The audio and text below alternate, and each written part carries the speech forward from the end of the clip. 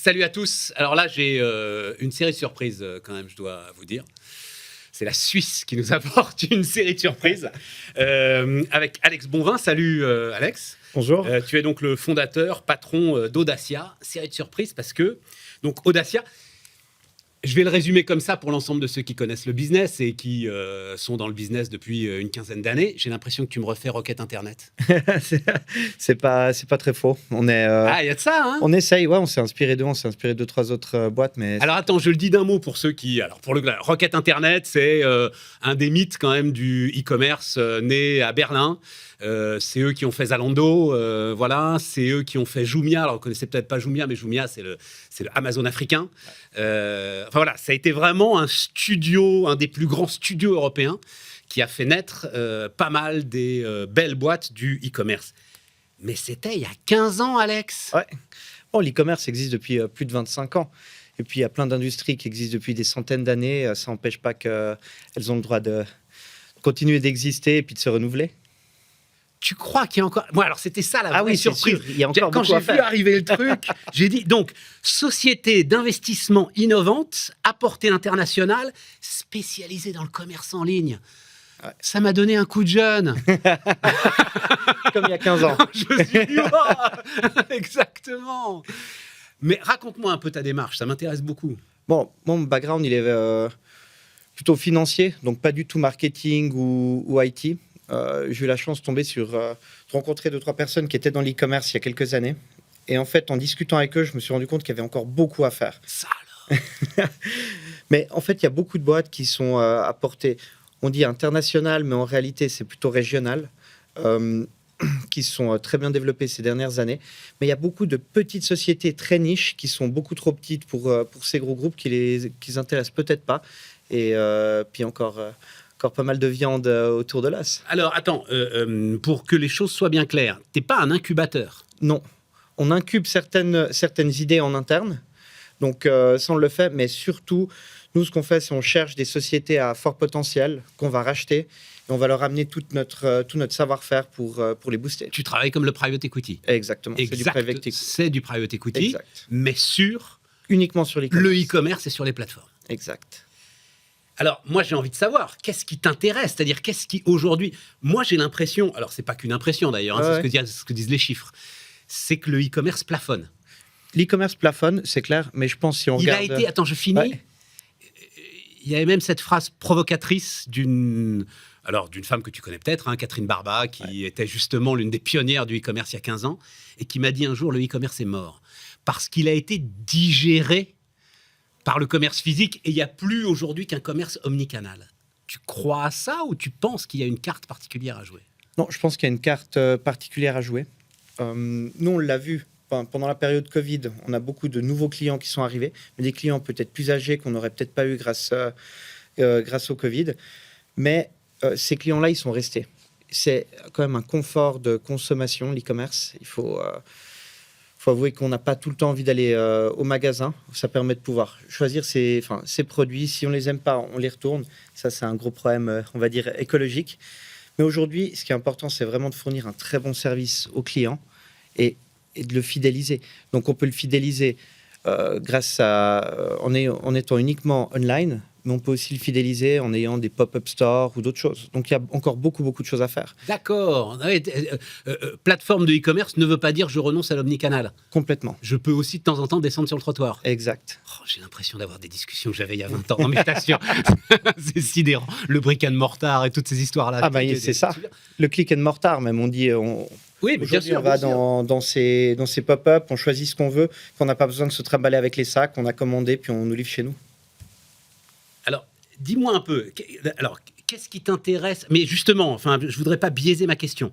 Comment tu sélectionnes les boîtes dans lesquelles tu vas investir? Bon, alors, premièrement, il faut que ce soit un produit qui va tenir sur la durée. Donc, je reçois beaucoup de choses. On parle typiquement dropshipping ces dernières années avec des chinoiseries qu'on vend pendant 3 mois et puis après, c'est fini. Moi, je préfère des produits que je vais pouvoir vendre cette année, l'année prochaine, dans plusieurs années, développer une marque autour de ces produits et puis agrandir le catalogue. Si on doit investir de l'argent, du temps à développer une marque, à vendre des produits, à ramasser une base client, c'est pas pour recommencer à zéro 3 mois plus tard. Quel type de produit? Alors nous, on fait des sex toys jusqu'aux stickers, donc Tout intéressant. vraiment de tout. C'est vraiment de l'alimentaire? les chiffres. On fait pas d'alimentaire. Pas d'alimentaire. Pourquoi? C'est trop compliqué au niveau logistique. Yes. Voilà. Non, mais c'est peut-être le truc qui fausse ma vision d'ailleurs. Oui. C'est qu'on voit là effectivement l'ensemble de ce qui était la food tech à un moment C'est très arriver compliqué. sur des problèmes de rentabilité absolument Mais ingérables. même le pet food. Donc on a une société qui vend des produits pour animaux. On fait pas de pet food parce que même là c'est trop compliqué de gérer. Il faut commander des grosses quantités, il faut les stocker. Ouais. On a des problèmes on peut pas les stocker n'importe comment.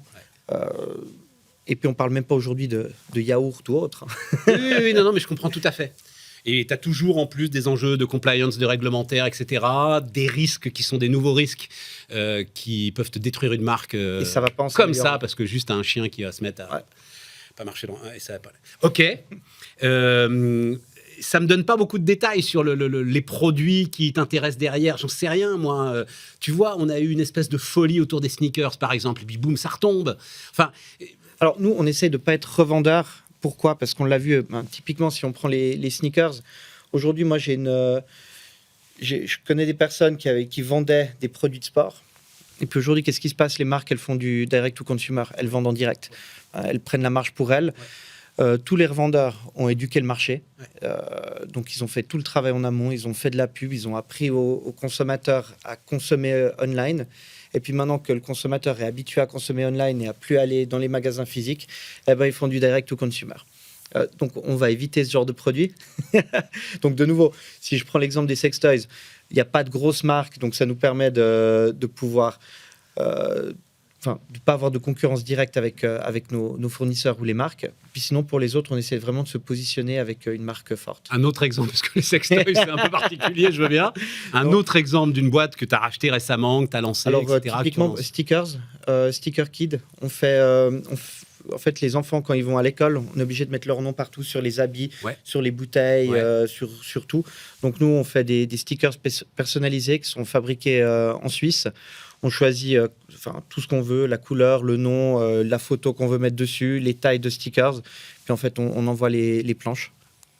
Et ça, tu es persuadé que tu vas pouvoir développer une marque autour de ça et Aujourd'hui, un vrai business profitable autour de ça. Aujourd'hui, c'est déjà profitable. C'est déjà une marque qui existe depuis plusieurs années. La clientèle, elle est récurrente. Chaque année, ils ont des nouveaux habits à devoir C'est vrai. étiqueter, des nouvelles affaires à devoir étiqueter. C'est vrai. Et une fois qu'ils sont contents du produit, ils reviennent. Nous, on a beaucoup de clients qui viennent de la concurrence parce qu'on essaie d'avoir un produit de meilleure qualité. Ouais, et puis alors, je ne sais pas quels sont le taux de natalité en Suisse, mais en France, tu as, bon an, mal an, entre 700 et 800 000 nouveaux gamins qui arrivent sur le marché. J'ai pas le cas de dire, sur le marché tous les ans. La France, c'est notre deuxième plus gros marché pour cette société après l'Allemagne. Donc, en fait, on ne vend pas que en Suisse. Et alors, donc, toi, quand tu apportes ton expertise, c'est ça, c'est-à-dire que tu apportes une expertise de développement à l'international à une équipe qui était déjà efficace, mais le passage à l'international, c'est chaud à chaque fois. Exactement. Donc, en fait, on rachète des sociétés qui sont surtout focus suisse et ensuite, on les aide à aller à l'international. Donc, une fois qu'on l'a fait avec une société, on peut le reproduire avec toutes les autres. On utilise les mêmes prestataires de services dans les différents pays et ça permet en fait d'accélérer ce processus de croissance à l'international.